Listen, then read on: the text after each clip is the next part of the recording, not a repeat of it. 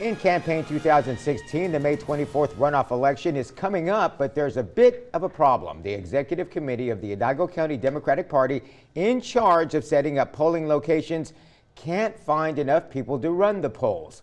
CBS 4's Imelda Mejia has more.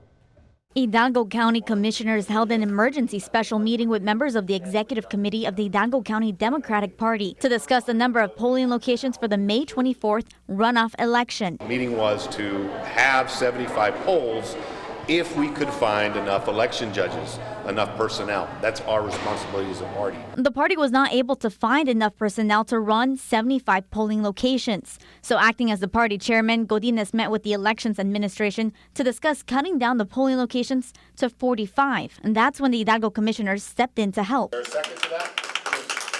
Democratic Party members on one side argued for the need to not cut down on polling locations. On election day for the runoff, people are going to go back to that same polling location.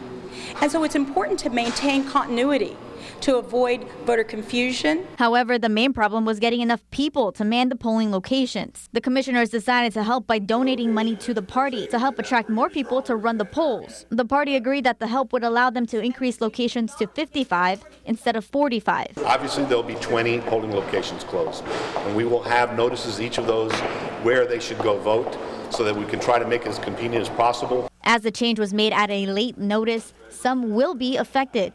Our military and overseas citizen that lives outside the United States will not receive their ballot timely as they always have in the past.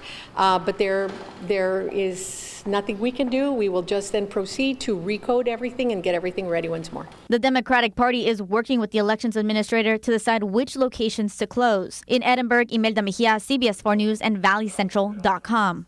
The Democratic Party is still seeking people to work the election polls. Hidalgo County commissioners will decide at Tuesday's regular meeting how much money will be allocated to help pay those poll workers.